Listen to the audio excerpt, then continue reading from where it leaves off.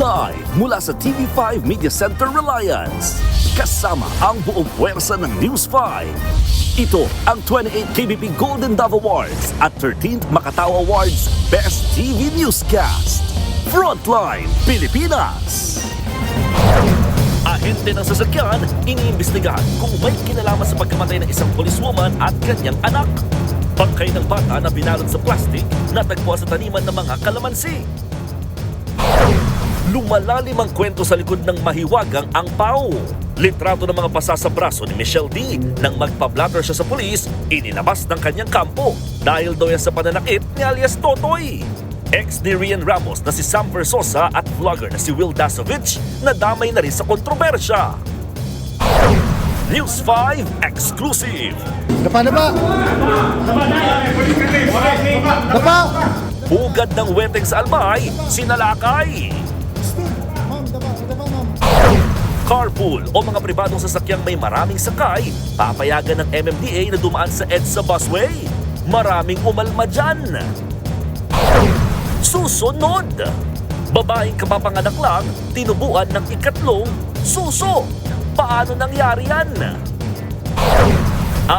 Eto na nga. Elena Darna nag-post tungkol sa isang taong mabait lang daw pag nakaharap sa kamera. Si Derek kaya ang pinapatamaan niya?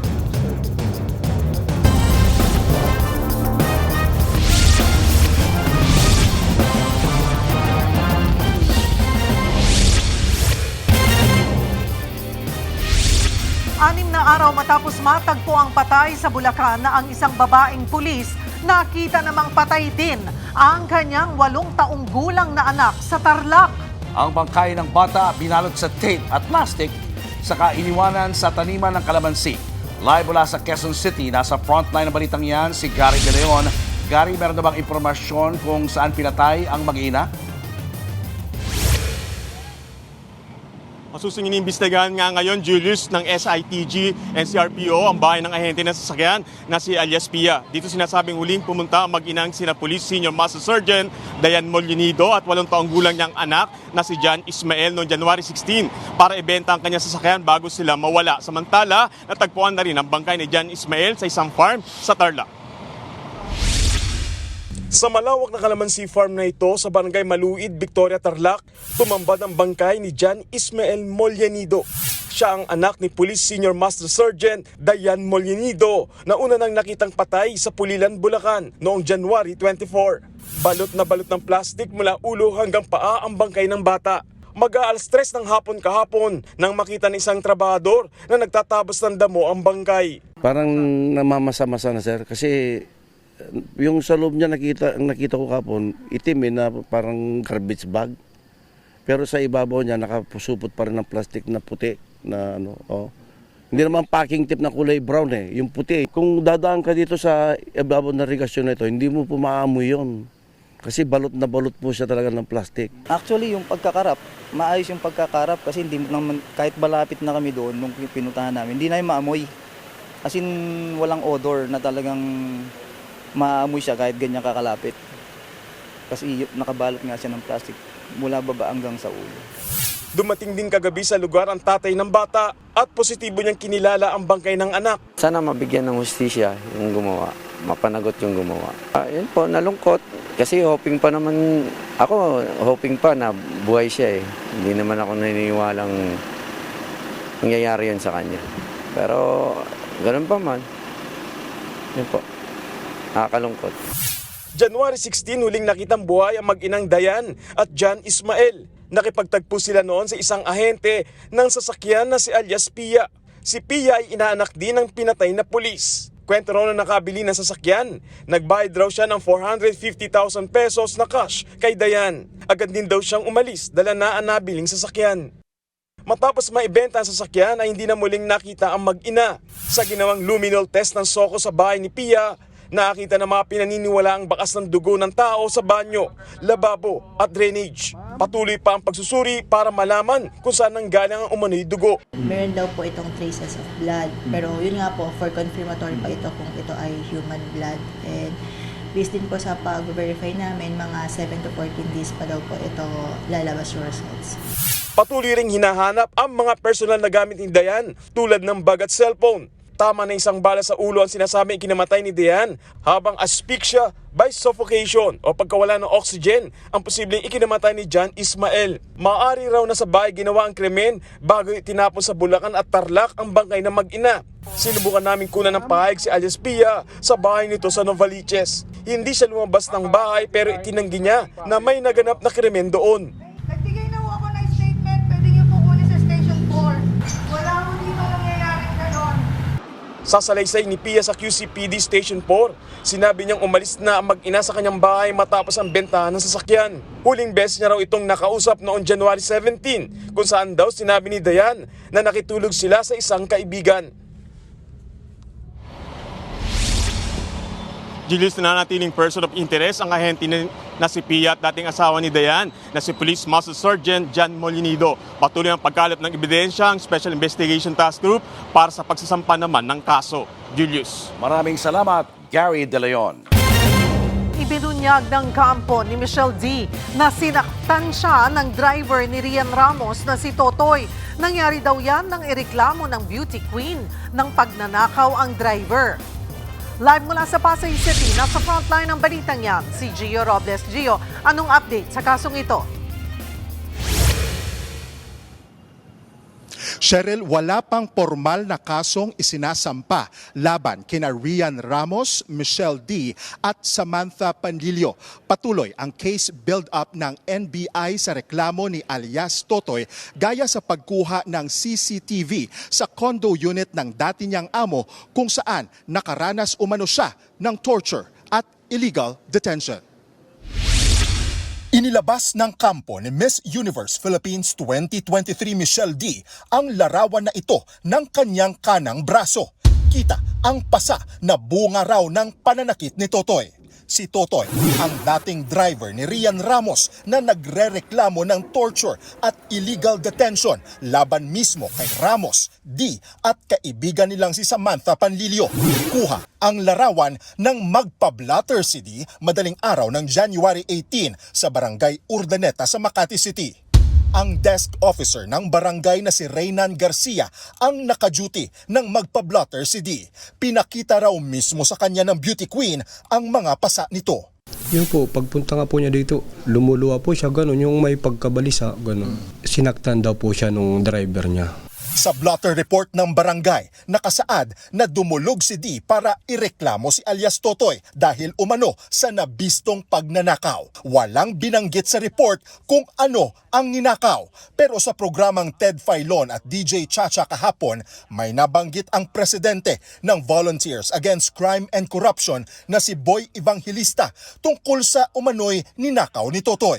Iyon nauwi niya, no? Thinking na baka may pera nga doon. Sa complaint nga, lumalabas, ang worth ng value doon is 30 million.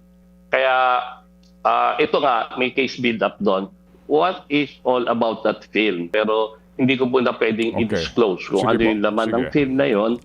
Nauna na ring sinabi ni Totoy na pinaparatangan siyang nagnakaw ng angpaw na naglalaman ng mga pribadong larawan ni Ramos. Pero itinanggi niyang nasa kanya ang angpaw. Sa blotter pa ni Michelle D, sinabi niyang sinaktan daw siya ng driver matapos pagbantaan na dadalhin ito sa presinto. Sinabi rin ni D sa reklamo na tinangka ni alias Totoy na tumakas matapos dumaan sa bintana ng kanilang kondo at bumaba habang nakakapit sa gondola rope ng building mula sa 39th floor. Taliwas ito sa naunang pahayag ni Totoy na tumalon daw siya at nakakapit sa lubid sa 25th floor. Una nang giniit ng kampo ni Ramos at D na hindi kapanipaniwala ang salaysay ni Totoy. Kasama na dyan ang mga tinamo umanong sugat, pasa at injuries ng dating driver na tila hindi naman tugma sa pananakit at pang-aabusong pinagdaanan niya umano. Tinitreat muna kung merong mga makikitang mga pambugbog, which we could assume na kung 3 days yung sinasabi niyang walang sawa siyang binugbog, meron talagang makikita na matinding bruises kung sinasabi niya na may mga bodyguards pang nambugbog sa kanya for 3 days. imposibleng hindi yun makita during the arrest. Pero depensa ng VACC na unang tumulong kay alias Totoy. Depende sa body chemistry ng tao, mabilis mawala yung mga pasa. Pero ang importante, yung mga internal doon sa loob. Kasi yung isang major complaint niya is pag umuubo siya, ang sakit-sakit, parang may tumutusok na buto o pain. Maybe, sabi nung nag-examine sa NBI, baka nga tumutusok yung ribs. Kanina, nagtungo sa isang diagnostic center sa San Juan si Totoy para sa medical legal. Pinaliwanag muli ng VACC kung bakit muling nagpatingin sa doktor si Totoy kahit una nang ipinamedical ng Makati City Police. May nasabi yung kapatid baka finake yung yung mga medical report. Kaya ito napaka-importante ito na ebidensya, baka hindi mag-compare dun sa finake. Muli naman iginiit ng kampo ni Ramos at D na handa silang harapin ang paratang ni Totoy. Kumpiyansa raw sila na mapapabulaanan ang umano'y pananakit at illegal detention. So I don't know how they are going to substantiate the issue or the claim on illegal detention is nandun naman kasi talaga siya. So paano siya madedetain kung doon talaga siya nakatira? Ang torture at illegal detention ay mabibigat na krimen sa ilalim ng batas. Posibleng maharap sa reklusyon perpetua o habang buhay na pagkakakulong ang inirereklamo. Non-bailable o walang piyansa lalo na kapag malakas ang ebidensya. Cheryl. Gio, ano na nangyari doon sa reklamong qualified theft na isinampa ni Michelle D? Cheryl, na-dismiss ang qualified theft na isinampa ni D laban kay alias Totoy noong January 22 base sa resolusyon na nakuha natin sa Makati Prosecutor's Office. At nakasaad din sa dokumento na iyon, Cheryl, ay inamin ni alias Totoy na kinuha niya yung siyam na larawan na ito yung mga sensitibong larawan ni Ramos na nakapaloob nga sa isang ampaw. Binalik naman daw ito ni Totoy pero kulang na ng isang larawan. Noong January 19, nakatanggap naman umano ng tawag si Michelle D mula sa nagpakilalang asawa ni Totoy at sinabing nasa kanya ang pribadong larawan. Cheryl. Maraming salamat, Gio Robles. Imbog naman sa wetting hub ang hindi bababa sa 30 sangkot sa pasugalan sa Daraga Albay. Nasapat din ang libo-libong pisong perang pantaya ng mga nagwe-wetting. Nasa frontline ng balitang yan si Mon Gualvez, exclusive. Sinalakay ng mga tauhan ng Albay Police ang bahay na ito sa bayan ng Daraga noong nakaraang linggo. Isa pala itong illegal na wetting hub. Naaktuhan pa nga ng mga pulis ang mga tumataya rito habang may binubolang numero. Nagkalat din ng mga pantayang pera sa mga mesa na umaabot sa 240,000 pesos ang kabuuang halaga. Nung pinasok po natin yon, nirate po natin, hinanap po natin lahat ng kanilang dokumento at doon po sa paghahanap natin, wala po sila ni isang maipakita. Sila po legitimate o authorized. 20 mang inaresto. Ang ilan sa kanila napag-alamang dumayo pa mula sa Quezon Province. Git ng Albay Police, mahigpit ang kampanya kontra illegal na sugal sa probinsya. Kaya bukod sa mga pisikal na sugalan, minomonitor din daw nila kahit yung mga gumagawa nito sa online. Through cyber patrolling, so nakita po namin doon na may bulahan live. Tapos nag-conduct po kami ng surveillance. Tapos kinasing namin po yung lugar na zero po namin kung saan po sila nagbobola. Isang linggo rin daw nilang binanmanan ang nadiskubring illegal na pasugalan. Sabi ng Albay Police, ilang concerned citizen ang nagtimbre sa kanila kaugnay sa kahina-hinalang biglang pagdami ng mga taong labas-masok sa isang bagong rentang bahay sa lugar. Maharap ang mga naaresto sa reklamong paglabag sa anti-illegal gambling law. Paghihikayat naman ng mga pulis sa publiko, agad isumbong sa kanila sakaling may kahina-hinalang gawain o mga illegal na aktibidad sa lugar. Nagbabalita mula sa frontline, Mon Gualvez, News 5. Sa pool sa video, ang mga kamote rider na nag-ala Superman sa Quezon City. Ang matindi pa, wala silang suot na helmet, walang lisensya at mga minor de edad pa. Narito ang Frontline Report. Road trip sa Commonwealth Avenue. Harurot kung harurot ang mga kamote rider na yan. Walang helmet at kadapa pa habang nagmamaneho. Superman yarn? Ang isang rider naka-t-shirt lang habang ang isa naka-hoodie. Kuha ang viral video sa Quezon City. Napanood ng Traffic Enforcement Unit ng Quezon City Police ang video at agad nilang hinanap ang mga kamote rider. Natuntun sila sa Caloocan. Minor de edad ang dalawang yan at walang mga lisensya. Humarap na rin sila sa Land Transportation Office kasama ang dalawa pa nilang kasama sa pagharurot sa Commonwealth. Inimpound ang motorsiklong ginamit ng isa sa kanila dahil napag-alamang ipinahiram lang ito sa rider.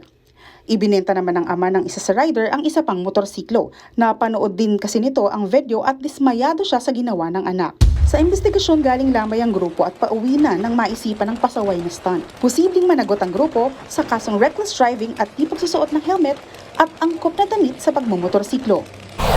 Pinatatawag na rin ng LTO ang SUV driver na ito. Nambato ng kape ang galit na driver dahil lang daw nasingitan siya.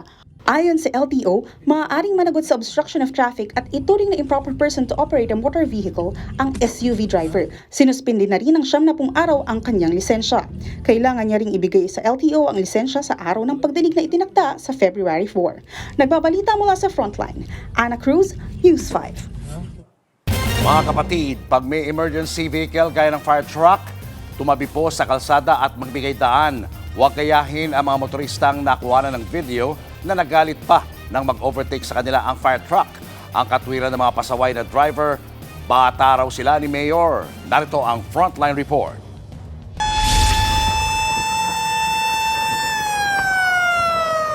Re-responde sa sunog ang fire truck na yan sa Sitio Postema sa bayan ng Tanza sa Cavite. Nagwangwang na ito, pero ang mga sasakyan sa harapan, deadma. Partikular na ang isang truck at motor na ayaw tumabi. Kaya nang makakuha ng tsansa para sumingit, dali-daling lumusot ang fire truck. Pero ang nasingitang mga driver ng truck, sinundan sila. Ang sumunod na eksena, Bababa ka pa, mali ka na! Ang lakas ang tama mo ah! Emergency vehicle ba kayo? ayon sa may-ari ng video na si Jonathan De La Cruz, firefighter at director ng Red and Blue Fire and Rescue Safety Services, ikinabad trip umano ng dalawang driver ang pag-overtake nila. Umabot din daw ng 5 minuto ang pagsunod ng dalawang truck sa kanila bago ang komprontahan. Ang isang driver ng truck, dinuro-duro at sinigawan pa raw sila at ipinagmalaking bata siya ng isang mayor. Wala nga kayong wag-wag eh! Ang lakas ang tama mo ah! Tinawagan ka emergency vehicle. Bababa ka pa, mali ka na! Halos 1 minuto rin ang itinagal ng sigawan. Wala pa kayo plako! Wala kayong plaka! Sinita rin ng mga bumbero ang kawalan ng plaka ng isa sa mga truck. Bawal din yung puti sa Okay na boss, maraming sisenior kayo. Agad nandun kami boss natawagan, bigla lang naman kami maglalagay. Maningay, sistema dyan. Sa huli, naawat din ang sigawan ng mga driver at nagpatuloy sa naantalang pagresponde ng mga bumbero. Ipinaalam na ng News 5 sa Land Transportation Office ang viral video na yan, pero wala pa silang pahayag sa ngayon. Nagbabalita mula sa Frontline, Margie Bentulan, News 5. Mga kapatid, payag ka ba na padaanin na rin sa EDSA busway ang mga pribadong sasakyan basta 10 o higit pa ang sakay? Yan ang mungkahi ni MMDA General Manager Nicolas Torre III. Nasa frontline ng balitang yan, si Gerard de la Peña. Sa gitna ng traffic sa kahabaan ng EDSA, mabilis ang takbo ng mga bus sa busway. Malaking ginhawa ito kay Nikki Barrientos na araw-araw nagko-commute para sa trabaho mula Valenzuela hanggang Cubao. Effective naman po siya kasi pag nakikita mo po parang mas naunahan mo pa yung mga nasa kabilang side actually na mga naka-private car. So mas convenient pa rin. Pero paano kaya kung ang busway ipagamit na rin sa mga pribadong sasakyan? Sa panayam ng programang Storycon ng One News, sinabi ni MMDA General Manager Nicolas Torre III na pinag-iisipan niyang ipanukala ang carpooling o pagdaan ng mga private vehicle basta marami ang sakay. Ilalagay ko sa drawing table yung mga high occupancy vehicles. If high occupancy vehicles with maybe 10 or more people, pwede nating padaanin siguro sa bus lane or special lanes na para sa kanila. Maybe that's one of the things that we can do so that ma-encourage ang ating mga kababayan na mag-carpool. Ayon kay MMDA Chairman Romando Artes, naipanukala na rin daw ito noong 2018 sa panahon pa ni dating MMDA General Manager Jojo Garcia. Pero may problema raw ang ganitong sistema. Una, mahirap malaman kung ilan ang pasahero sa sasakyan, lalo na kung heavily tinted ang mga bintana at windshield dito. Pangalawa, pwede raw lumaganap ang kolorum dahil may mga pribadong sasakyan na maniningil ng pasahe at magpapanggap na nagpapakarpo lamang. 500 bus ang gumagamit na itong buong kahabaan ng EDSA busway. Hindi pa kasama dito yung mga ambulansya at yung mga sasakyan na authorized na dumaan dito. Kaya sabi ng mga otoridad, kung papayagan daw na makaraan dito, pati yung mga pribadong sasakyan, baka raw yung traffic dito ay wala nang ipinagkaiba doon sa labas nitong exclusive lane. Ang panukalang yan, tinutulan ng Department of Transportation. Ayon kay Acting Transportation Secretary Giovanni Lopez, kapag binuksan ng busway para sa private vehicles, babagal ang takbo ng mga bus. Oppose po ang DOTR dito sa suwisyon na ito dahil nga sa ang ating prioridad ay ang panatilihin ang kapasidad ng atin pong busway. Kahit si Artes, hindi sang-ayon. Madidefeat yung purpose ng bus carousel na dedicated lane kung papayagan natin na masamahan ng pribadong sasakyan. Ganyan din ang pananaw ng Land Transportation Franchising and Regulatory Board o LTFRB at ilang transport group. Ayon sa grupong AltoDAP, ang panukalang ito ay hahantong lang sa dati ng matrapik na EDSA. Sabi naman ng ilan nating kapatid, huwag na sana maging car-centric. As much as nakakotse ako ngayon, I still use yung carousel kapag sobrang traffic talaga. And it's much faster. Huwag na ipasok yung carpool doon. Iwan na natin sa bus yun. Pabor kami. Kasi yun namang mga private cars, malaking tulong din naman. Sa kabila nito, pag-aaralan pa ang mga solusyon kontra mabigat na trapiko. Nagbabalita mula sa Frontline, Gerard de la Peña, News 5. Magastos na, peligroso pa ang flood control project sa Arayat, Pampanga. Mula kasi nang gawin ang proyekto, 2 beses na itong gumuho. May mga bahay pang nadamay. Nasa Frontline na balitang yan, si Rainiel Pawid. Bitak-bitak at gumuho na ang bahagi ng flood control project na ito sa gilid ng ilog sa Barangay Candating sa Arayat, Pampanga, August 2024. Unang nasira ang proyekto. Inayos ito nito lang December 2025. Pero, ang problema naman, gumuho na, wala pang ilang buwan. Nakita nyo naman yun. Doon, nagko-collapse na yung banda doon. Ito, nakikita nyo, nagbibitak-bitak na yung mga semento dito. Sa gitna ng muling pagguho ng flood control project, lumambot ang lupa sa gilid ng ilog at kasamang gumuho ang pundasyon ng mga bahay. Bagay na ipinag-aalala ng mga residente. Paggabi, nakikitulog lang kami. Pag-araw, doon lang kami umuwi. Sa gilid lang. Kasi yung sa ilalim, wala nang laman.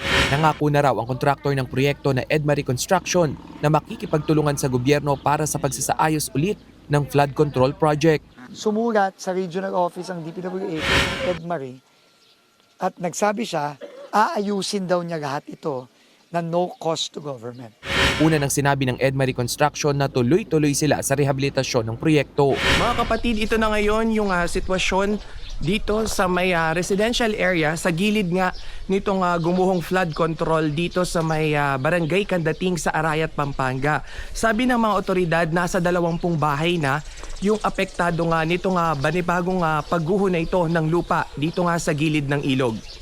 Dahil sa sitwasyon ng lugar, rekomendasyon ng Department of Public Works and Highways sa lokal na pamahalaan. Baka kailangan natin mag-declare muna ng danger zone.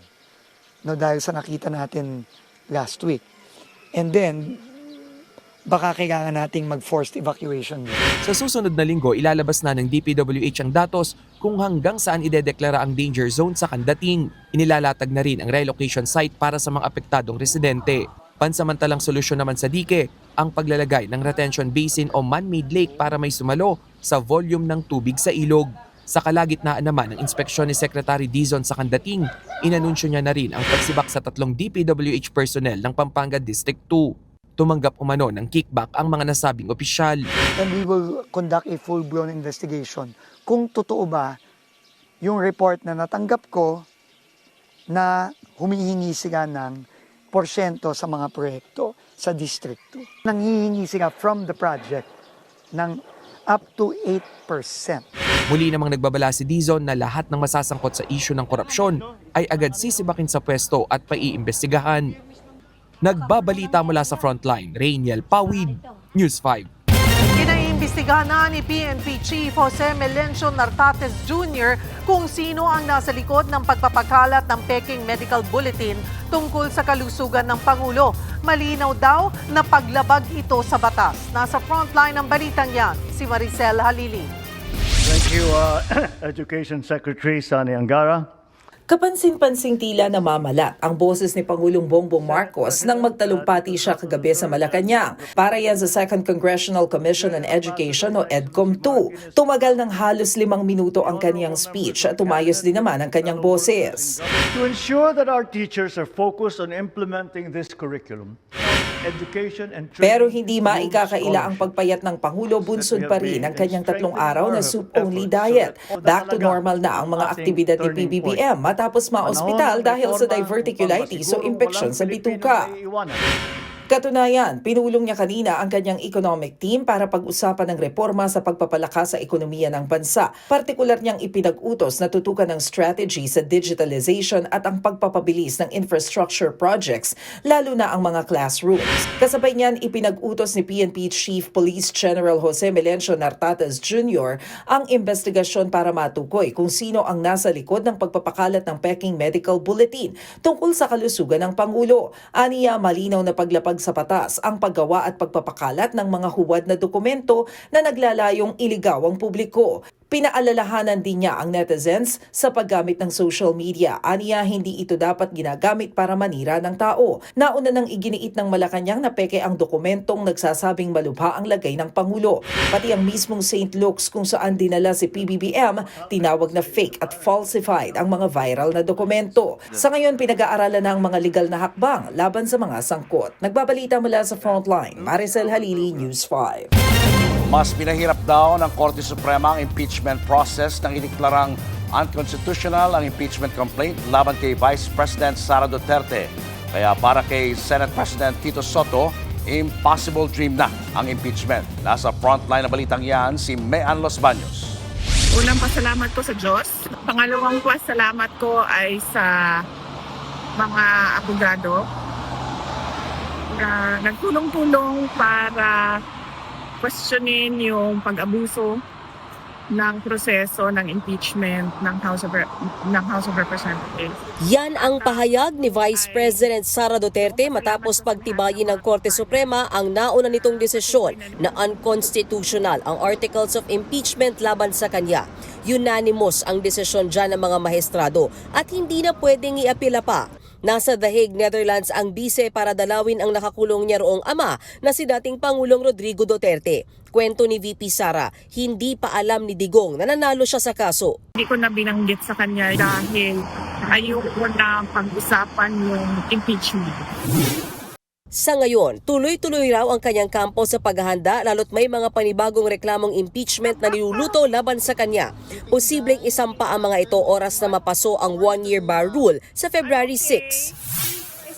Pero ang usaping impeachment, tila impossible dream na raw ngayon, ayon kay Senate President Tito Soto. Impeachment now is an impossible dream. It's very disappointing. Ayaw na nila may impeachment sa Pilipinas. Yan ang itsura nitong decision na ginawa ng Supreme Court. Mas pinahirap daw ng Korte Suprema ang impeachment process. Sa desisyon kasi ng Korte Suprema, dapat sa draft pa lang ng Articles of Impeachment, meron na agad sapat na ebidensya. At dapat ang mga ebidensyang yan ay naipamahagi sa lahat ng miyembro ng Kongreso bago pagbodohan ang impeachment complaint. Ayon kay Soto, walang ganyang requirement sa konstitusyon para na rin daw inamyendahan ng SC ang saligang batas. Bagay na tanging ang Kongreso lang ang may kapangyarihang gawin. Mungkahi ng Senate President, What we can do is meet with them. Congress, the House of Representatives, Okay. Pag-uusapan lang yung issue pag-usapan namin yan. Kasi ang nakikita ko na outright solution dito, which could not be called outright, palitan na natin konstitusyon. Base sa 1987 Constitution, bukod sa presidente at vice-presidente, impeachable officials din ang justices ng Supreme Court, mga miyembro ng Constitutional Commissions at ang Ombudsman. Tanong tuloy kay Soto, posible bang naging ganoon ang desisyon ng mga maestrado para na rin mahirap silang ma-impeach? Mahirap magbintang pero that's a possibility. Suporta ako doon ako sa sinasabing impeachment should not be abused. Suportado ako doon. Pero hindi. Power should not be abused. Sabi ko nga, legislative overreach . Wala naman silang karapatang baguhin ang konstitusyon . Para naman kay Senate President Pro Tempore Ping Lacson, dapat tanggapin at igalang ang desisyon ng SC kahit pasang-ayon o hindi at kahit mali o tama ito. Hindi raw tinawag na Gods of Padre Faura ang Korte Suprema para lang sa wala. Para naman kay Senator Amy Marcos, nanalo ang rule of law. Paalala raw ito na kahit sino pa ang makapangyarihang nasa likod ng impeachment complaint ni VP Sara, no one is above the Constitution. Sa panayam kay retired Supreme Court Justice Adolfo Azcuna Jr. sa programang Morning Matters ng One News, sinigundahan niya ang sinabi ni Soto na mas naging mahirap nga ang impeachment process dahil sa desisyon ng SC.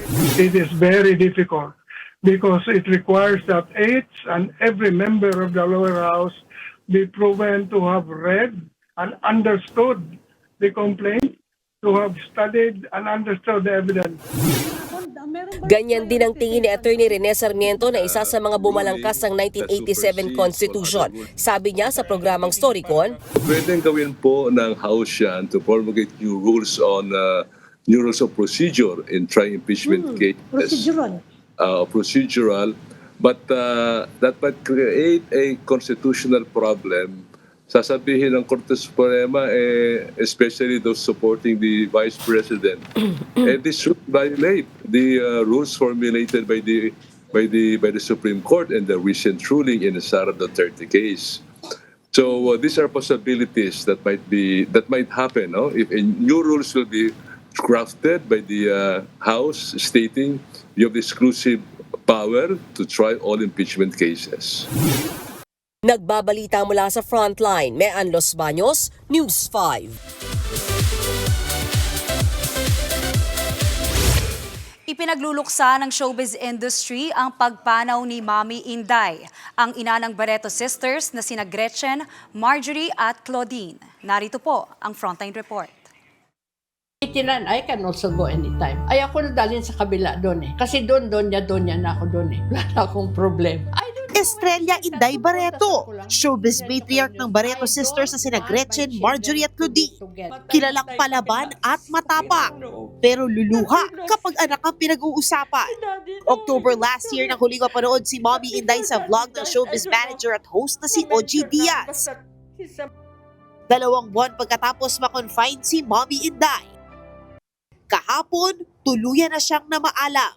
Wala pang opisyal na pahayag ng pamilya Barreto sa sanhi ng kanyang pagpanaw. Si Mommy Inday, hindi artista pero laging nasa gitna ng kontrobersiya dahil sa matagal ng alitan ng kanyang mga anak. I don't want my children to be together. Just that they do not be against each other kasi dugo is dugo.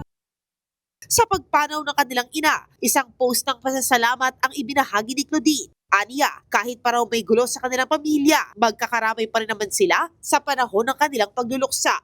And as if reassuring their mom, sinabi ng aktres that they will be okay. After all, anak sila ng isang Inday Barreto, isang matibay at mapagmahal na ina.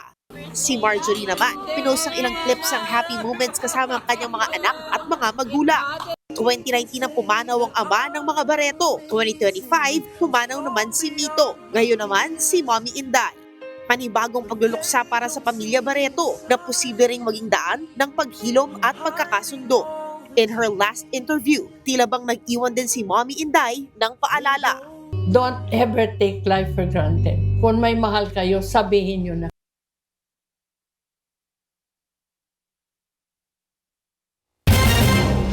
Susunod, News 5 exclusive.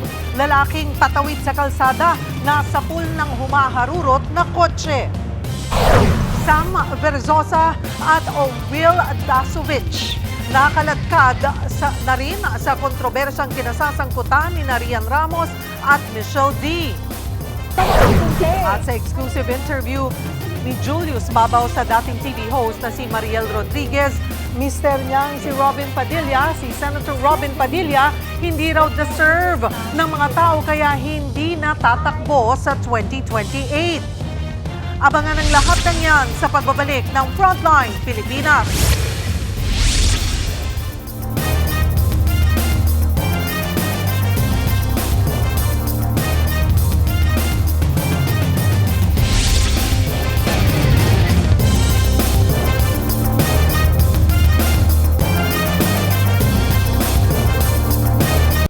Mga kapatid, Cheryl Cosing po. Maging maalam at may pakialam sa mga napapanahong issue at headlines. Mag-follow at mag-subscribe na sa social media pages ng News 5.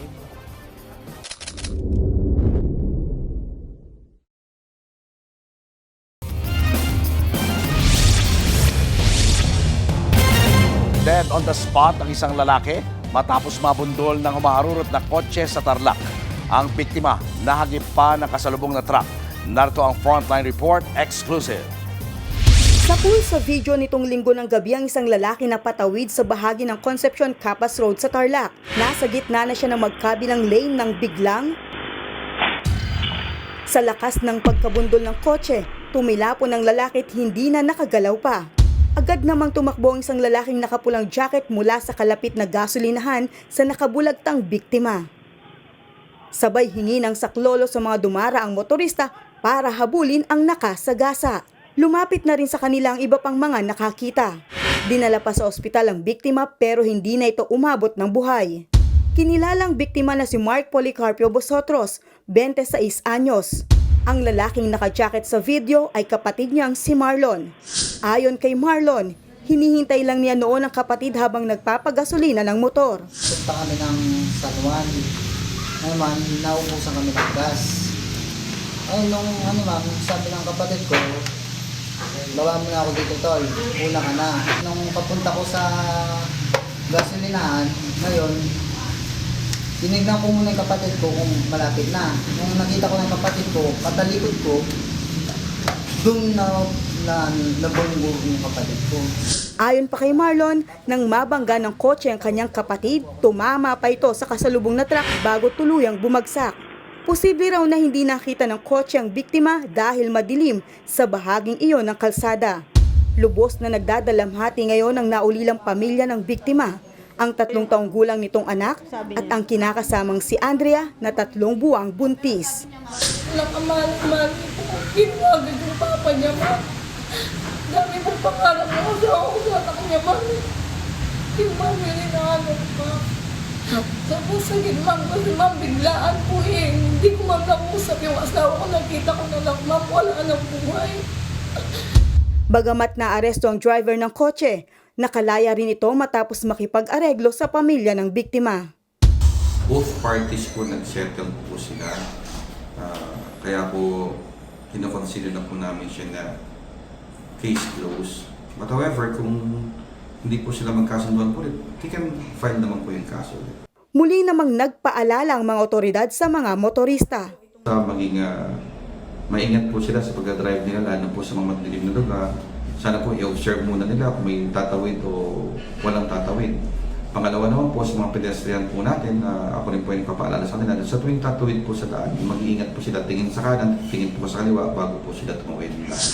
Nagbabalita mula sa Frontline, Maylin Valencia, News 5.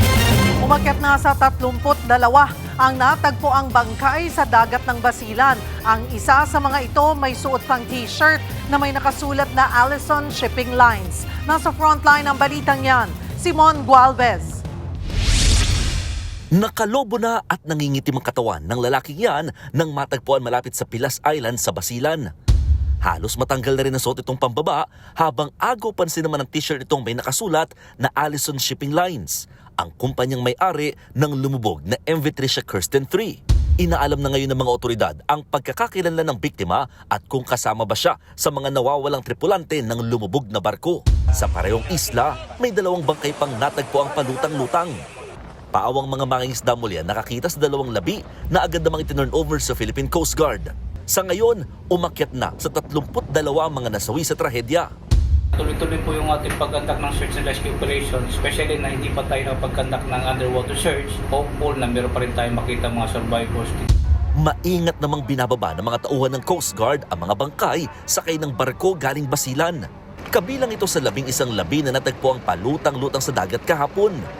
Binalot na ng trapal o di kaya nasa loob na ng mga body bag ang mga katawan, lalo't papunta na halos ito sa state of decomposition.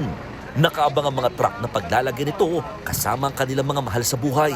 Tinakpan din ng tela ang mga bangkay at agad ililibing base sa relihiyong Islam. Dumipensa naman ng Coast Guard sa ilang puna kung paano nakalusot sa kanila sakaling lumabas na sobra nga ang pasahero sa nakadeklarang manifesto. We are just relying doon sa sinasubmit na sa amin na passenger manifest tsaka yung Master's Declaration of Safe Departure. Si Coast Guard naman, hindi namin kayang bilangin yun isa-isa. So we are just looking during the inspection kung walang indication ng mga exist talaga na passenger. Kunyari may natutulog na sa deck o sa sahig. May mensahe naman ng pamahalaan sa Baluk-Baluk Island sa muli mga gumagawa ng kwento sa social media na may hiwagang taglay ang pagdaan sa karagatang malapit dito. Bukod kasi sa lumubog na MV Tricia Kirsten 3, dito rin nasunog ang MV Lady Mary Joy 3 noong Marso ng 2023 kung saan mahigit 30 ang nasawi. I think maging grateful na din tayo sa mga lokal. Samantala, patuloy pa rin ang search and rescue operations ng Philippine Coast Guard. Nagsimula na rin sumisid ang mga technical divers at muli ring dineploy ang remotely operated vehicle o ROV. Dumating na rin sa lugar ang isa sa malalaking barko ng PCG na BRP Melchora Aquino galing Palawan. Nagbabalita mula sa Frontline, Mon Gualvez, News 5. Sa ibang balita, nilinaw na Malacanang na walang mangyayaring balasahan sa gabinete. Pero may babala ang Pangulo. Nasa frontline na balitang yan si Maricel Halili. Walang rigodon sa gabinete. Kinumpirma yan ni Palace Press Officer Claire Castro kasunod ng pag-ugong ng usapin tungkol sa cabinet revamp. Nag-ugat ito sa obserbasyon ni Senador Rodante Marcoleta dahil mga enacting capacity raw ang karamihan sa cabinet secretaries. Natanong po natin ang Pangulo kanina. Wala na pong rigodon. At ang mga pangalan po ay isusumite sa Commission on Appointments as soon as possible. I-re-appoint sila lahat, yung mga nasa acting capacity. Ang sabi po lang sa atin, ang mga pangalan na magiging secretary ay ibibigay po at isusumite sa Commission on Appointments. Pero iba raw ang kaso ni DENR Secretary Rafael Lotilla. Nagkaroon na po ng pangatlo na pag-bypass sa kanyang appointment. So, tinitingnan po yung records ngayon ng Pangulo. Dagdag pa ni Castro, abala rin ang Pangulo sa pagdalo sa mga aktibidad nito. Sa economic meeting ni PBBM kaninang umaga, inutos daw ng Pangulo sa mga ahensya ng gobyerno na i-monitor at magbigay sila ng ulat tungkol sa progreso ng kanilang mga proyekto kada 2 linggo. May babala rin ang Pangulo sa mga ito. Huwag ninyong subukang magbigay ng maling report sa lahat. Ang sinabi niya, kapag nagkaroon ng report, ayaw niya po na dahil lang sa magkakaroon ng monitoring every 2 weeks, ay maliin ang report o papugiin ang report. Kumpiyansa naman ng Pangulo na babalik ang tiwala ng mga investor sa bansa dahil sa pagpupursige ng administrasyon na mapanagot ang mga sangkot sa flood control scandal. Kita po ng mga investors kung paano po nililinis ng pamahalaan ngayon, kasalukuyang administrasyon, ang ating bansa mula sa korupsyon, sa issue ng pang-aabuso sa pondo ng bayan. Nagbabalita mula sa Frontline, Maricel Halili, News 5. Sa ibang balita, tuloy-tuloy ang pag-aalboroto ng Bulkang Mayon sa Albay. Nasilayan kagabi ang banaag o crater glow. Patuloy ang pagbuga nito ng lava, uson at mga bato. Sa tala ng PHIVOLCS, umakyat na sa 351 ang rockfall events ng bulkan sa nakalipas na magdamag. Umabot naman sa 64 ang ibinugan nitong uson, habang 21 naman ang naitalang pagyanig. Nasa alert level 3 pa rin ngayon ang Mayon. Ipinagbabawal ang pagpasok sa 6-kilometer permanent danger zone ng bulkan.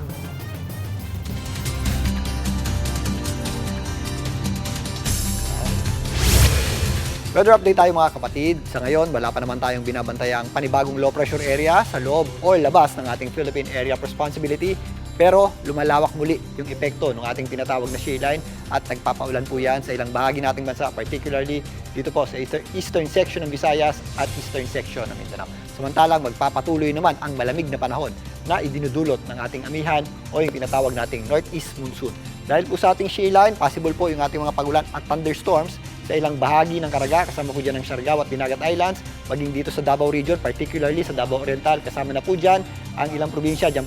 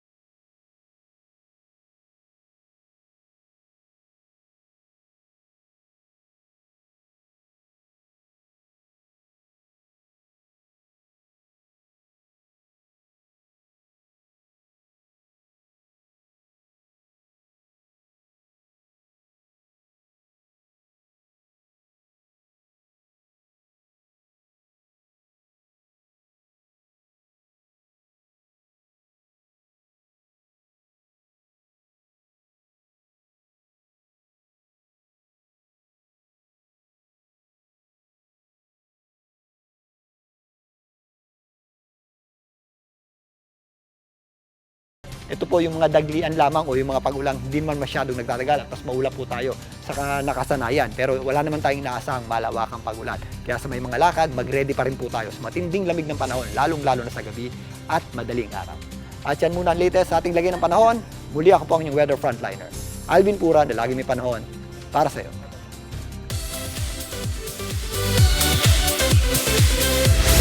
Lumutang ang mga pangalan ni Sam Versosa at Will Dasovich sa isyong kinasasangkutan ni Rian Ramos. Ayon sa article ng entertainment portal na PEP, nakausap nila si Volunteers Against Crime and Corruption President Arsenio Evangelista kaugnay ng issue. Base umano sa kwento ng nag-aakusang driver na si Bonifacio Baro, nagalit sa kanya si Rian dahil sa pagbibigay daw ng impormasyon kay Sam tungkol sa aktres kahit break na ang dalawa. Nadawit naman ang pangalan ni Will Dasovich nang tumugma sa kanya ang description ni Baro. Ayon kay Baro, isang vlogger na parang nagkasakit ang ipinalit ni Rian kay Sam. Wala pang pahayag sino man kina Sam o Will sa isyong ito. Bukod kay Rian, inireklamo din ni Baro ng torture at illegal detention ang beauty queens na sina Michelle D. at Samantha Panlilio. May plano nga bang tumakbo sa 2028 election si Senator Robin Padilla? Sinagot yan ng kanyang misis. Sa panayam sa Julius Babaw Unplugged, sinabi ni Mariel Padilla na hindi deserve ng mga Pilipino ang kanyang mister. Kaya napaisip daw siya kung dapat pa itong manatili sa politika. Dagdag pa ni Mariel, walang ambisyon ang kanyang mister na tumakbo sa mas mataas na posisyon. Pero naniniwala raw siyang gusto nitong magsilbi sa bayan. So he says all the time, there are days that I tell him, hindi na. Wag na talaga. And then there are also days, Julius, that people come up to me. They tell me, natulungan po ako ni Senator sa ganito-ganito. Sometimes I feel na, lalo na when they take out of context what he says or they say stuff about him, parang I feel na they don't deserve him. Robin has no ambition. Robin, from day one, wants to help. Susunod, mag-anak na naki-internet lang sa isang bahay, minasakir. At mga pulis Maynila nadawit sa pagnanakaw, sinampahan na ng reklamo. Yan at iba pa sa pagbabalik ng Frontline Pilipinas.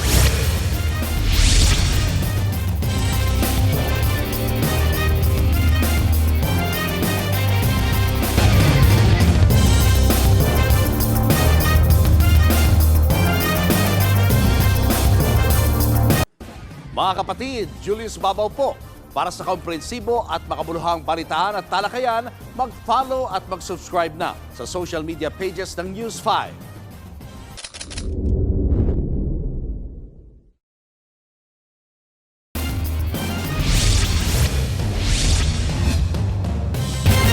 Minasaker sa Cotabato ang 4 na magkakamag-anak. Abay naking-internet lang sila sa bahay ng isang kaibigan nang bigla silang rat-ratin ng bala habang pauwi. Yan at iba pang balita sa Frontline Report ni Mobile Journal. Kayla Makantan. Pasado alas 6 ng gabi, January 29, rumesponde ang 40th Infantry Battalion sa Barangay New Abra sa Matalam, Cotabato. Sunod-sunod na putok ng baril kasi ang umalingaw-ngaw sa lugar. Pagdating ng militar, bumungad sa kanilang 5 nakahandusay na mga biktima na pawang may mga tama ng bala. 4 sa kanila ang dead on the spot, habang binabantayan pang lagay ng 14 anyos na nakaligtas. Sa investigasyon, pauwi na sanang mag-anak sakay ng motorsiklo. Galing sila sa bahay ng kaibigan para makigamit ng internet. Pero habang binabagtas ang sitio Israel, bigla na lang silang pinaulanan ng bala ng hindi pa kilalang salarin. Hindi rin matukoy ang kalibre ng baril na ginamit. Patuloy pang pagtugi sa sospek at ang investigasyon sa motibo ng krimen. Sa Camarines Sur, pinagtatagang isang 32 anyos na karpintero ng 65 anyos niyang kapitbahay. Ayon sa mga pulis, pauwi na sanang biktima ng makasalubong ang nooy nakainom na sospek. Sa investigasyon, lumalabas na dati nang may alitan ng dalawa bago pa magkasalubong noong January 27. Buti na lang kahit papaano, nakaligtas pa siya. Yun nga lang, malala ang kanyang mga tama. Parang pinagbibintangan siya nung biktima na kumuha ng alaga niyang pato. Nung nakainom itong si suspect, nakita niya, sinita niya, tinaga niya. Ang mapapailan po natin siya ng frustrated homicide po kasi medyo matagal yung healing period nung biktima at sa ulo ang tama niya. Pansamantalang pinalaya ang sospek matapos ang abiso ng piskal na magkaroon ng regular filing. Nagbabalita mula sa Frontline, Mobile Journal, Kayla Makantan. Patay ang 3 motorista matapos araruhin ng driver ng SUV. Ang suspect nakainom pala. Narito ang Frontline Report. Sa kuha ng dashcam na ito sa bayan ng Goa sa Camarines Sur, Miyerkules ng umaga, makikitang bigla na lang inararo ng puting SUV ang 2 motorsiklo at isang tricycle. Patay ang isang rider habang nasa kritikal na lagay naman ang backride nito. Dead on the spot din ang magkaangkas na magkapatid na si John, isang criminology student, at ang ate niyang si Joyce Refina. Sugatan din ang driver ng tricycle at sakay nitong 13 anyos na estudyante. Lumabas sa investigasyon na nakainom ang SUV driver na kinilalang si John Dean Janela, 19 anyos na estudyante. Paitaas siya sa ibig sa ilang residensya at silong sa hali ning naga. So may nasusundan siyang sa mobile na minamano ni Melville. Inovertikan niya ini alagad sabi kan si mga residentes naman sa lugar, medyo makaskas talaga ini SUV. And pag overtake niya sa mobile, tinamaan niya pa nga niya, nasagi niya pa, marisa na sa driver kang mobile, medyo malay katao, ayos nung sa iyang manibela. Kinasuhan na ang suspect ng reckless driving resulting in multiple homicide and physical injuries. Sa Talisay City sa Cebu, isa nga ang sugatan sa karambola ng mga sasakyan sa South Coastal Road kahapon. Base sa investigasyon, paliko noon ang dump truck sa U-turn slot malapit sa isang checkpoint. Pero hindi umano ito napansin ng paparating na flatbed truck na may kargang 600 sako ng semento. Sumalpok ang flatbed truck sa dump truck. Kumabig pa ito pakaliwa hanggang sa nawalan na ito ng kontrol at nakaladkad ang isang taxi. Pati ang nakaparadang patrol car ng mga pulis sa checkpoint nadamay. Nagtamo ng sugat sa tuhod ang driver ng flatbed truck. Wala nang iba pang nasaktan sa insidente. Nagbabalita mula sa Frontline, Margie Bentulan, News 5. Binulabog ng sawa ang mga residente sa isang barangay sa Malolos, Bulacan. Sa cellphone video, kita ang paggapang ng sawa sa tabi ng kalsada malapit sa sapa. Pero hindi na ulit nakita pa ang ahas. Ayon sa kapitan ng barangay, posibleng nagtago na ito sa kanyang lungga. Pinag-iingat na ang mga residente, lalo na tuwing gabi.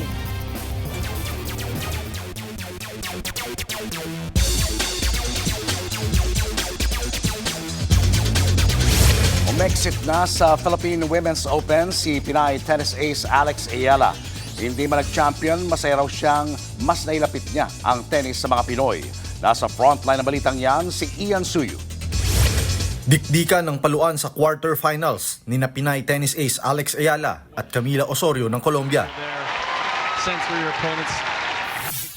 Simula pa lang, napansin natin na tila mas kumapal at humaba yung benda na nakabalot sa kanang binti ni Ayala. Sa kabila niyan, tuloy ang laban. Dikit ang laban sa first set. Nakapunto si Ayala. Great shot. Na agad namang nabawi ni Osorio hanggang makuha ang unang set, 6-4. Kapansin-pansin din ang mga madalas na error ni Ayala kumpara sa mga dati niyang laban. Sa second set, git-gitan pa rin. Tumabla pa sa 4-4 pero tila naulit lang ang unang set. 6-4 din ang score. Dahil dyan, goodbye na si Alex sa Philippine Women's Open. Aminado si Ayala na nag-iba ang kanyang laro kumpara sa unang dalawang panalo niya.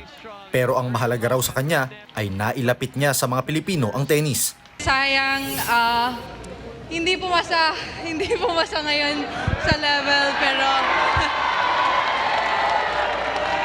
ang importante nandito ako sa Manila, nandito ako sa Pilipinas, kaya maraming salamat. Nandito ang WTA. Enjoy the rest of the week, and I really hope you guys get inspired and learn to love tennis. Maging si Osorio sinabing hindi madali ang naging laban lalo't may mga pagkakataong kontrolado ni Ayala ang laro. We both make it really physical, but I think it was a great battle and I'm really proud with it. It's really important for me to start gaining confidence. Sa kabila ng kanyang pagkatalo sa kompetisyon, proud na proud pa rin ang mga Pinoy fans para kay Alex. At next in line para sa kanya, ang paparating na Mubadala Abu Dhabi Open sa darating na Pebrero. Nagbabalita mula sa Frontline, Ian Suyu, News 5. Pasok na sa finals ng Philippine Women's Open si Croatian tennis player at adopted tita ng Pinoy fans na si Donna Bekic. Pinalo ni Donna si Tatiana Provozora o Prozorova ng Russia. Muntik pang maka-comeback ang Russian sa second set pero hindi na siya pinagbigyan ni Donna. Makakalaban ni Donna si Camila Osorio ng Colombia na tumalo kay Alex Ayala sa quarterfinals. Kakapanalo lang ni Camila kanina kontra kay Solano Shera ng Argentina.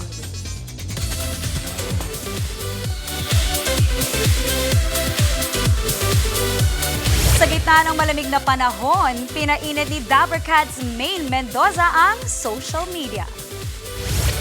Sa Instagram, nag-post si May ng bikini photos habang nasa yate. Kasama niya ang kanyang friends sa isang weekend getaway. Pinusuan naman yan ng mga netizens. Mga kaawit bahay, umpisa na ng pasinggalingan sa semifinals ng Singaling Celebrity Edition. Simula bukas, sasalang na sa matinding tapatan ng unang batch ng 17 celebrity. Kaninong bituin kaya ang patuloy na magniningning hanggang sa grand finale? Kaya huwag magpaghuli mga kapatid, tutok na sa inyong paboritong kantawanan tuwing weekend, ang Singaling. Susunod, babaeng notorious na tirador sa pool sa video. Hiyang-hiya tuloy ang kanyang mister. Mga sasakyang ipapabless sana na bagsakan ng puno sa labas ng simbahan. At attention, volleyball fans! Gia de Guzman balik creamline na sa 2026 PBL All-Filipino Conference. Tutok lang mga kapatid, magbabalik pa ang Frontline Pilipinas.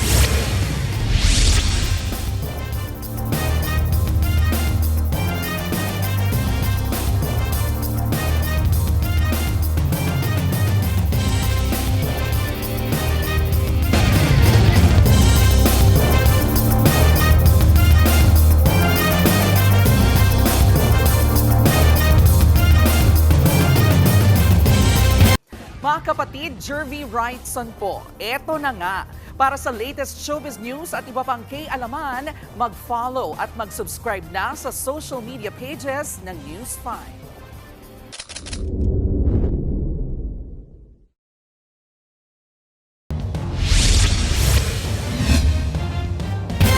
Nasa pool sa CCTV ang pagnanakaw ng isang babae sa Antipolo City.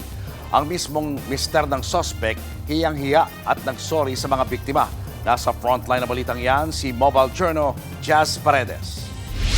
3 a.m. noong January 28, kapansin-pansin itong si ate na sinisipat ang bawat madaanang bahay sa Sitio Horno, Barangay San Roque, Antipolo, Rizal. Tapos itong e-trike ang nakursunodahan niya. May kinuha siya rito na para bang meron siyang ipinatago. Pero wala. Sa isa pang CCTV, malinaw na nakita ang tinutungkab ni ate ang coin box ng motor na ito. Pagkising ng magkakabarangay, lahat ng nakaparadang motor at tricycle sa lugar, bukas na ang mga kaha. Ang mga laman, simot. Pagising ko po, pagpunta ko po sa tricycle ko, nagtaka po ako ma'am, bukas na po lahat. Pagka para yung mga lagayan ng pera, barya, mga U-box namin, bukas na po. Kalat na po yung mga gamit, mga tools ng badya, ng tricycle po. Taka po ako, tapos tinawag ko po yung mga kapitbahay namin. 3,000 piso lahat-lahat ang nakuha sa U-box ni Tatay JL na ilang araw na rin niyang kita sa pamamasada. Pati lisensya niya, aba, hindi pinatawad. Aminado siyang iniwan ng mga ito dahil nakakandado naman. Isa pa, mahigit 2 dekada na siya sa lugar. Nanamlay po, siyempre sa hirap po ng biyahe ngayon ma'am. Talagang ilang araw po yun ma'am. Sama-sama nang dumulog sa barangay ang mga nabiktima ng babaeng tirador at kahapon, Enero 29, nadakip na rin sa wakas ang kawatan. Dala-dala pa raw nito ang kanyang bag at iba pang mga gamit na pinuslit. Pero ang pera at iba pang mga ID, wala na. Humingi naman daw ng dispensa para sa suspect ang kanyang mister. May problema raw kasi ito sa pag-iisip. Kaya sa huli, pinatawad na rin muna siya ng kanyang mga nabiktima dahil nakapagsauli din naman siya ng mga gamit. Nagbabalita mula sa Frontline Mobile Journal, Jazz Paredes. Nabagsakan ng nabuwal na puno ng akasya ang 4 na bagong sasakyan sa Pangasinan. Nakaparada ang mga ito sa blessing area ng Minor Basilica of Our Lady of Manawag. Hindi pa man nababasbasan, abay napinsala na ang mga ito. Agad rumisponde ang mga otoridad. Wala naman nasaktan sa insidente. Dumepensa si Senate President Tito Soto sa desisyong palitan si Senator Amy Marcos bilang chairperson ng Senate Committee on Foreign Relations. Nasa frontline ng balitang yan, si Mobile Journal, Merimon Reyes. Senator Amy Marcos out, Senator Erwin Tulfo in. Ganyan ang mangyayaring balasahan sa chairmanship sa Senate Committee on Foreign Relations. Paliwanag ni Senate President Tito Soto, itinuturing na major committee ang Foreign Relations, kaya miyembro ng majority bloc ang dapat humawak nito. Matatanda ang napunta sa minorya ang senadora matapos ang rigodon sa Senado noong 1 taon. Paglilinaw ni Soto, walang kinalaman ang desisyon sa hindi pagpirma ni Senator Amy sa ipinasang resolusyon ng Senado. Laban ito sa pambabatikos ng ilang opisyal ng Chinese Embassy sa ilang government officials. Dagdag pa ni Soto, dumarami na rin ang mga nakapending na importanteng treaties at agreements sa komite. Dahil dito, napagdesisyonan nilang ibigay na ang Committee on Foreign Relations sa mayorya. Tama-tama, nung una kami nag-uusap-usap pa lang nung September. Even August before September, nag-uusap-usap kami. Si Senator Erwin Tulfo was already very interested in that. Hindi lang namin ginalaw muna kay Senator Marcos thinking that she might opt to jive with the majority as far as issue of foreign relations is concerned. Posibleng i-manifest na sa plenaryo sa Lunes ang pagpapalit ng chairmanship. Ibibigay naman kay Senator Amy ang Committee on Constitutional Amendments na bibitawan ni Senator Kiko Pangilinan. Pero tugon daw ng senadora. Sabi niya, nung sinabi niya na pwedeng may open yung constitutional amendments, baka yun ang gusto niya. Hindi raw siya interesado ron. Kung ayaw raw ng senadora, mananatili ang komite kay Pangilinan. Sa tanong naman kung sakaling tanggapin ni Senator Amy ang Committee on Constitutional Amendments at isulong naman ang charter change, paano raw ito gagampanan ng senadora, gayon noon pa man ay anti-chacha siya. Sagot ni Soto. Mabuti na naayos. Sinusubukan pa naming kunan ng pahayag ang senadora pero wala pa siyang tugon. Nagbabalita mula sa Frontline, Mobile Journal Mary Mon Reyes.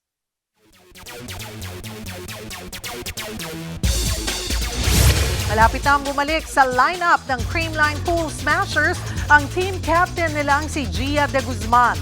Spotted na si Gia kasama ang Pool Smashers sa Day 2 ng PBL Media Day kanina.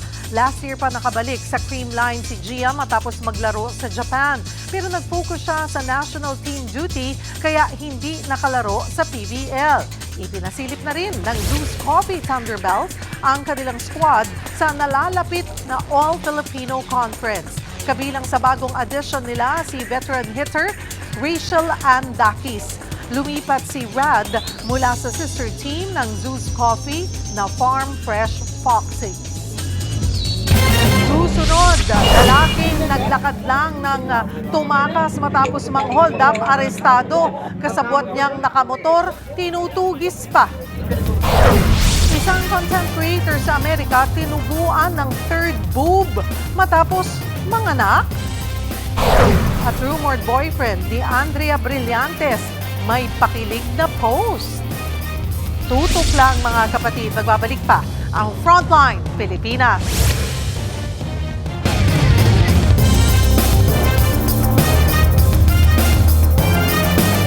Mga kapatid, Cheryl Cosing po. Maging maalam at may pakialam sa mga napapanahong issue at headlines. Mag-follow at mag-subscribe na sa social media pages ng News 5.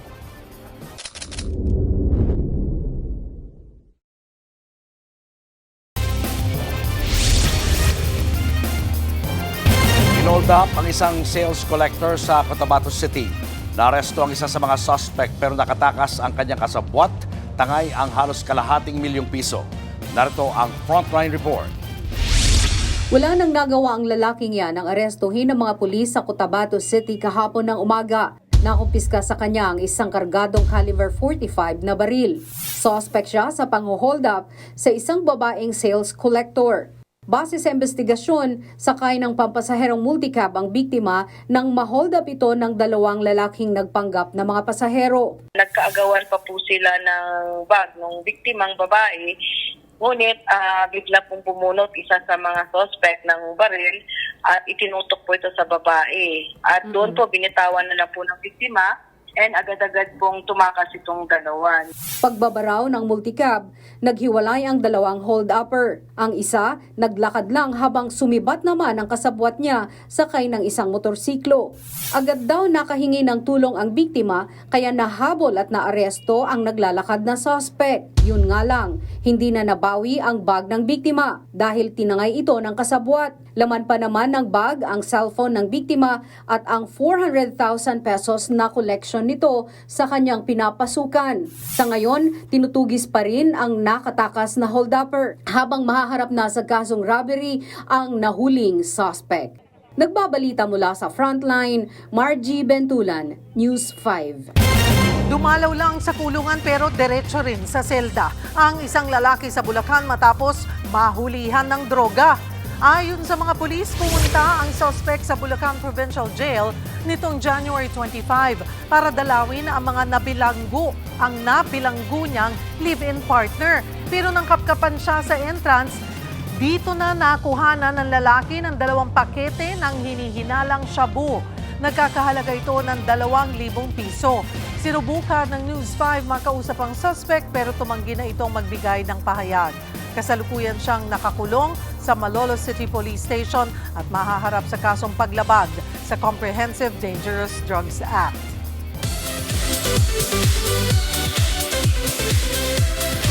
Layag na kung layag ang peg ng rumored boyfriend ni kapatid star Andrea Brillantes sa pagpopost ng kanilang sweet moments.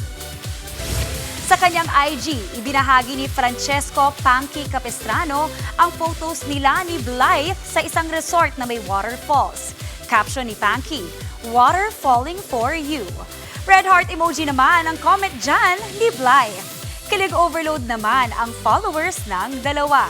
Samantala, nasa Czech Republic ngayon si Blythe kasama sina Enrique Hill at iba pang cast ng upcoming kapatid seryeng A Secret in Prague. Getting the hang of theater acting na nga si Andres Mulak, lalo't nasa second week na ang Bagets the Musical. Pareho pa ngang naging emosyonal ang mag-amang Andres at Aga Mulak. Nasa frontline ng balitang yan, si News 5 Entertainment Correspondent Von Vilinario. Umaarte, sumasayaw at kumakanta. Talagang it's a new Andres Mulak in his theater era. Laban na laban si Andres as Adi sa Bagets the Musical na hango sa hit movie noong 80s. On its second week run, mas damang-dama na ni Andres ang adrenaline ng live theater. Kakaiba pa rin yung feeling na kapag nag-perform ka and it's a live audience, di ka pwede makamali talagang. It's exciting pa rin and yeah, I just love the rush of that. Sa opening night kamakailan, naging viral ang tagpong ito kung saan niyakap ni Aga ang anak matapos ang performance. Si Aga ang gumanap noon sa role na Adi sa original movie version. Si Andres naging emosyonal. Kung isipin mo talaga 40 years ago, nung gumanap siya kay Adi, parang never niyang na-realize or never niyang parang na-imagine na ako magaganap as Adi sa Bagets the Musical. Kaya super full circle and yun nga, we spoke about it. Sobrang nakakatuwa talaga and he's just really proud of me talaga. Sa panayam naman ng Philippine star kay Aga noong opening night, naiyak din siya nang mapanood ang anak. I'm a bit emotional. I'm nervous for him. I would have thought that, after my first movie, my son will be doing itong 40 plus years later. But whatever it is, I'll always be proud of him. I'm always proud of him. Present sa gala night ng ilang OG cast ng Bagets noong 80s, kabilang sina Herbert Bautista, Raymond Lauchenko, Cheska Inigo, Yayo Aguila at Yula Valdez. Si Totoy Batostar Yula nga, napa-throwback sa mga ganap niya noon as a teen star. Ganon din sina Yayo at Raymond. Nung nag-umpisa, naiyak ako kasi parang flashback na alam mo yun, 42 years ago? 42 years ago, parang ito kami. Ang saya lang to, look back. Sabi nga ni Herbert, nostalgic. Talagang nostalgic naman. Well, it brings back so many memories kasi it's so much fun to watch. Ongoing ang run ng Bagets the Musical sa Newport Performing Arts Theater. Nagbabalita mula sa Frontline. Von Vilinario, News 5. Susunod, content creator sa Amerika, tinubuan ng third boob matapos manganak. At Ellen Adarna may pasaring sa ex na si Derek Ramsey. Yan at iba pa sa pagbabalik ng Frontline Pilipinas.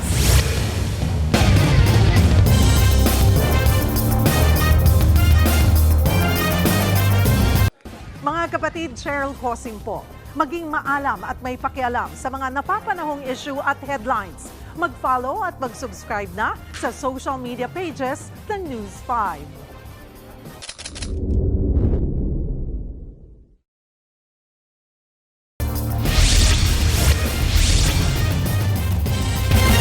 Formal nang sinampahan ng reklamo ang 6 na pulis Maynila na sangkot sa pagnanakaw sa Makati City. Dapat din daw silang sibakin. Nasa frontline na balitang yan si Brian Castillo. Dumulog sa tanggapan ng National Police Commission o NAPOLCO ang ilang residente ng Makati na ninakawan umano ng 6 na pulis Maynila. Formal silang naghain ng reklamong administratibo laban sa mga isinasangkot na pulis. Kwento ng biktima, puwersahang kinuha sa kanya ang daladala niyang bag at wallet nang pasukin ng mga operatiba ang kanyang bahay. Tinutukan nila ako ng baril sa mukha, pinadapa, nagpakilala mga pulis at tinalian yung mga kamay ko at kinasahan ng baril nila sa ulo. Sinabi na huwag akong titingin. Sana tong mga pulis na to huwag na makalaya para wala na silang mabiktima. Sabi naman ng isa pang biktima, biglang pinasok ng mga pulis ang bahay niya at hinanapan siya ng droga. Pero kalaunay, pinagnakawan lang pala siya. Sisigaw na po sila, may droga daw, asan daw yung droga. Yun lang po. Tapos may tahimik na po sila. Paglingon ko po, wala na yung cellphone ko. Wala na rin sila. Habang ang isa pang babaeng biktima, biglaan umanong inaresto at pinatutubos sa kanyang mga kaanak kapalit ng kanyang kalayaan. Kinaladkad po ako pa sakay sa motor nila. Tapos dinala po nila ako sa isang barangay hall po yun eh. Tapos tinawagan nila yung anak ko, humingi sila ng 50K. Kasi daw po kung hindi magbibigay yung mga anak ko ng 50K, ikukulong daw po nila ako. Nangyari raw ang mga insidenteng ito sa magkakaibang araw at lugar. Pero pare-pareho ang kanilang karanasan sa kamay ng mga tiwaling pulis. Sabi ng NAPOLCOM, hindi may kakailang galawang sindikato ang mga ito. Iniimbestigahan na rin kung ilan sa mga pulis ang dati nang nasangkot sa iba pang kaso. Klaro-klaro pong sindikato to. The mere fact na sama-sama sila, alim sila, nag-ooperate sila sa ibang lugar na walang koordinasyon, hindi naman talaga police operation na ginagawa nila, kundi pagnanakaw sa kapwa-tao nila. Imbis na mag-serve and protect, purwisyo pa sila. Talaga sindikato sila. Nangako ang NAPOLCOM na bibilisan nila ang pagresolba sa kaso. Nahaharap sa reklamong grave misconduct at conduct unbecoming of a police officer ang 6 na pulis Maynila. Tatanggalin na rin daw sa serbisyo ang mga ito. Ito, multiple complainants, gumagamit ng barel, may CCTV, yan papag-uusapan natin dito. Hindi dapat pamarisan itong mga pulis na ito. Ang mga pulis natin ay maayos, magigiting, pero namamarkahan, nasisira ang reputasyon ng ating kapulisan dahil sa iilan ng bugok ng mga klaseng pulis na to. Nagbabalita mula sa frontline. Brian Castillo, News 5. Hindi makapaniwala ang babaeng kapapanganak lang nang tubuan siya ng ikatlong suso. Siya si Jasmine Mamia, isang content creator sa Washington sa Amerika. May kwento niya, nagre-recover pa siya sa panganganak nang mapansin ang tila bukol sa kanyang kilikili. Nang suriin, kinumpirma ng doktor niya na tinubuan nga siya ng suso. Meron pang araw itong nipple. Hindi makapaniwala si Jasmine, pero normal daw ito ayon sa mga eksperto. Ang tawag po dyan, accessory breast. Nagbabago kasi ang katawan ng babae kapag nanganganak dahil nga sa hormones. Kusa rin po itong nawawala. Ang ilan, kailangan namang i-surgery.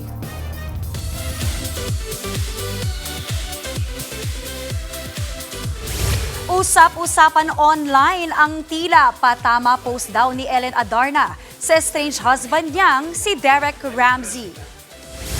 In a now expired IG story, ramdam ang sarcasm ni Ellen. Say niya natawa raw ang group chat at sana raw ay mabuting tao sa totoong buhay at hindi lang sa camera. Ang post na yan ni Ellen kasunod lang ng lumabas na interview ni Derek with showbiz insider Morley Alinio. Ang group chat naman na binanggit ni Ellen ay posibleng ang GC nila ng mga naging ex ni Derek. At yan ang mga showbiz update ngayong Biyernes. Happy weekend mga kapatid! Ako po, si Maui David. Naramdaman nyo Ayan na ba? nga, payday na nga. Payday pala, no? Hindi natin ramdam yun eh. Oo. Sila, marami sa kanila, payday weekend. Oo, kaya nga deserve nating lahat ang magpahinga. Ito na nga, nawawalan na ako ng boses. Pumipiyok-piyok pa. At syempre, mag-relax. Oo. Ay, kaya mag-hay weekend tayo sa South. Ay. Yes. Huwag ka pupunta dyan. Oo, Hindi maganda bawal malamig, bawal sa malamig. lalamunan mo yan. Yes. Ito, alamin natin kung gaano nga ba kalamig. Live mula sa Tagaytay, nasa frontline ng balitang yan. Say good morning, kapatid. Traffic, Tito. Ang layo naman narating mo. Bulakenyo to eh, kababayan ko. Papunta nga May South. sumasayaw na eh, Si oh. Mondi. Hi, Mondi. Yes, ito, practice tayo. Sang araw, naglabi sa Cubao. Beep, beep, beep. Beep, beep, beep. O, di ba, Cheryl Julius, dito tayo ngayon sa Tagaytay. Kaya sa mga kapatid natin,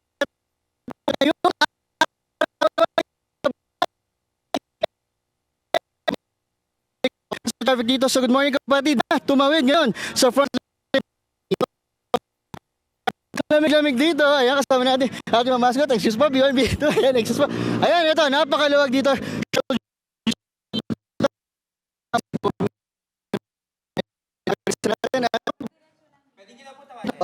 Monday. Mondi, pumirmi ka nga.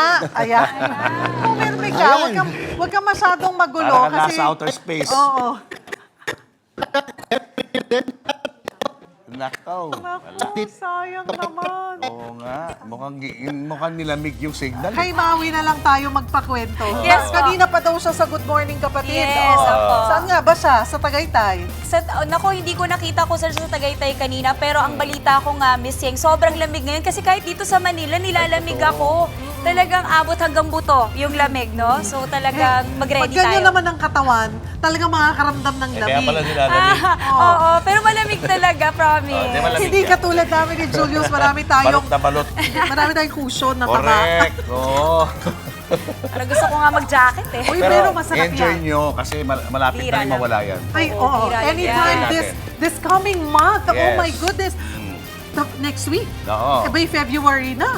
Diba? Diyan Ay, mga- salamat. Oo, biglang matatapos yan mga second half of the month Samantalahin siguro. nyo na yan. Ay. At abangan nyo kami sa Lunes dito sa TV5 sa 1 p.m.